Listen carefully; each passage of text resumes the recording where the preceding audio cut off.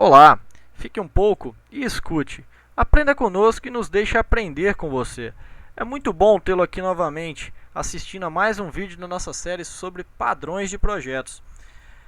Este que vos fala se chama Arthur e o nosso grupo é composto por mim, Douglas e Wesley. No vídeo de hoje analisaremos mais um padrão.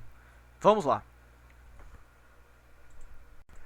O padrão do vídeo de hoje será o flyweight.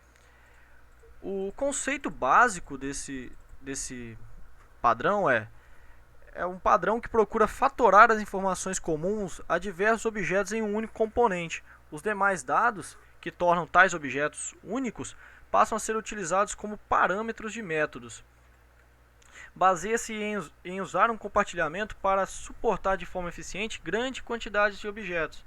Motivação dele é reduzir o custo de memória e reduzir o custo de tempo de execução. Ideal para uma aplicação quando esta utiliza um grande número de objetos. O conceito-chave desse método é a distinção entre o estado intrínseco e o estado extrínseco. O estado intrínseco é armazenado no flyweight e consiste de diversas informações independentes do contexto, portanto, podem ser compartilhadas. O estado extrínseco depende e varia com o contexto, portanto, não pode ser compartilhada. Os clientes são os responsáveis por passar o estado extrínseco para o flyweight, claro, quando necessário. A sua aplicabilidade. Devemos usar este padrão quando uma aplicação utiliza grande número de objetos. Os custos de armazenamento, devido a esse grande número de objetos, deve ser reduzido. A maior parte do estado dos objetos pode ser definido de forma extrínseca, ou seja, pelo usuário, pelo cliente. Muitos grupos de objetos podem ser substituídos por relativamente poucos objetos compartilhados. Daí vem a economia de memória, de espaço. A aplicação não depende da identidade dos objetos. As vantagens do padrão, como dito anteriormente, é a redução no número de instâncias e a sua consequência é a redução do consumo de memória e a redução no custo em tempo de execução. As suas desvantagens. O teste de identidade do objeto retornaria verdadeiro para objetos conceitualmente distintos. Dependendo da quantidade e da organização dos objetos a serem compartilhados, pode haver um grande custo para a procura dos objetos compartilhados, ou seja, o seu armazenamento é facilitado e reduzido, mas a sua procura seria mais lenta. Agora vamos dar uma olhada na estrutura deste padrão. Neste padrão temos a seguinte estrutura. Uma flyweight que declara uma interface através de qual flyweights podem receber estado extrínseco e atuar com base nele. Uma concrete flyweight implementa a interface flyweight e adiciona o armazenamento do estado intrínseco, se existir. O objeto deve ser compartilhável e qualquer estado que ele armazene deve ser independente do contexto do concrete flyweight. O unshare concrete flyweight é o seguinte: nem todas as subclasses de flyweight precisam ser compartilhadas. É comum que objetos unshare contenham como filhos objetos concrete a algum nível de hierarquia de flyweights. Uma flyweight factory cria e gerencia objetos flyweight. Garante que os flyweights são compartilhados de forma apropriada quando o cliente solicita um flyweight e devolve um já existente ou cria um novo. Um cliente mantém as referências aos flyweights, calcula ou armazena o estado extrínseco dos flyweights. Como vocês poderão ver na descrição do nosso problema, um sistema acadêmico que o Douglas implementou, ele exemplifica o uso de uma calculadora. E aí fica mais claro de entender o sentido dessa estrutura e o objetivo em si desse padrão. Bom, dando continuidade à apresentação aqui sobre mais esse padrão, eu vou agora demonstrar a implementação dele no sistema acadêmico. Vamos imaginar a seguinte situação. Pensamos que nosso sistema acadêmico tem alguma funcionalidade de um ambiente parecido com o EAD, por exemplo. Nosso sistema, representado aqui nesse diagrama pela classe mínima, tem um editor de redação, onde o aluno pode acessar ali e criar uma redação que foi solicitada pode ser utilizado por diversos professores. Essa redação, por sua vez, acessa diversas ferramentas. Aqui no diagrama a gente tem um tradutor aqui, onde ele pode, obviamente, traduzir as palavras que ele julgar necessário para usar nessa redação. Ele também tem uma calculadora, que serve, obviamente, também para fazer os cálculos lá, que ele julgar necessário. Um assistente, esse assistente que a gente está imaginando que seja um assistente de inteligência artificial, onde ele vai lá digitar perguntas, frases, que seja, e a partir dessa inteligência artificial vai resultar dicas para ele ou efetivamente respostas. O tradutor, vamos admitir que ele tem um consumo de memória mediano, calculadora com certeza usa pouca memória. Já o assistente, por toda essa natureza de inteligência artificial, ocupa bastante memória. Agora, de fato, vamos imaginar isso rodando. O usuário usando lá chama esse editor de redação. O editor de redação pode chamar essas três classes aqui, esses três objetos dessas três classes, joga isso tudo na memória. Por um motivo ou outro, o usuário simplesmente quer parar essa edição e começar a editar uma outra redação que foi explicada pelo outro professor. Afinal, este é um aluno do IFES e os professores dessa instituição tem muito disso, passa bastante coisa para fazer. E imagina, de fato, o que acontece. Existem esses objetos aqui, são instanciados duas vezes, nesse caso, na memória. Duas vezes porque foram abertos dois objetos de editor de redações. Se eu abrir 10 editores, serão abertos 10 tradutores, 10 assistentes, 10 calculadores. Mas isso não é necessário.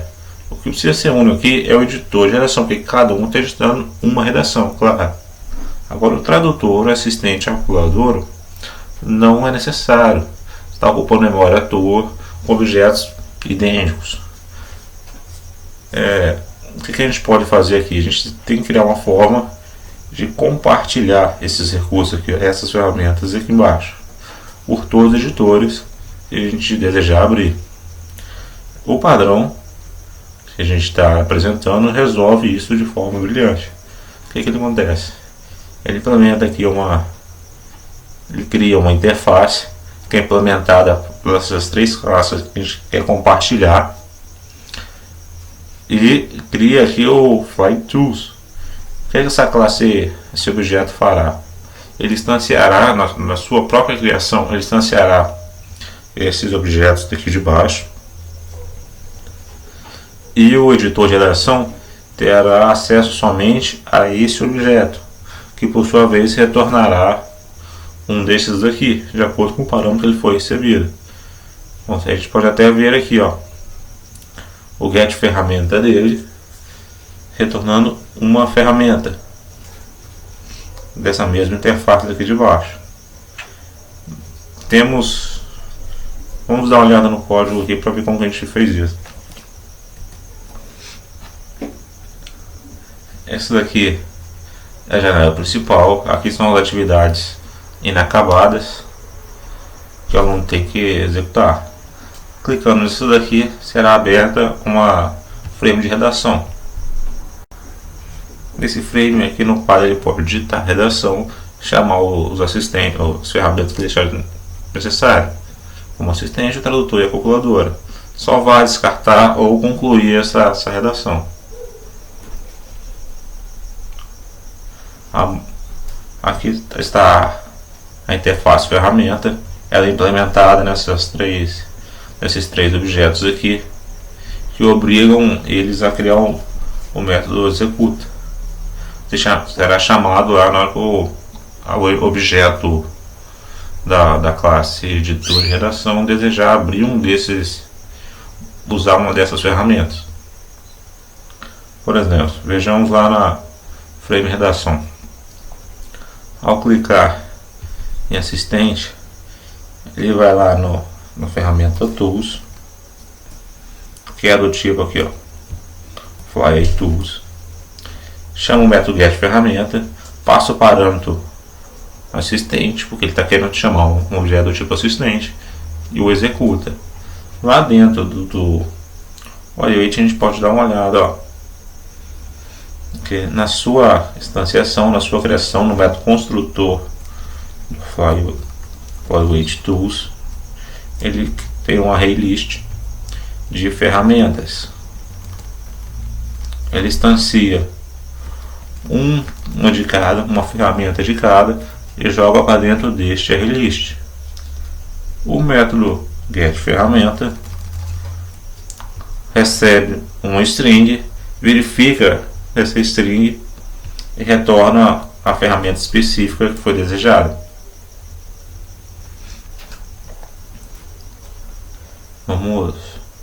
Vou mostrar isso rodando, que vai ficar melhor.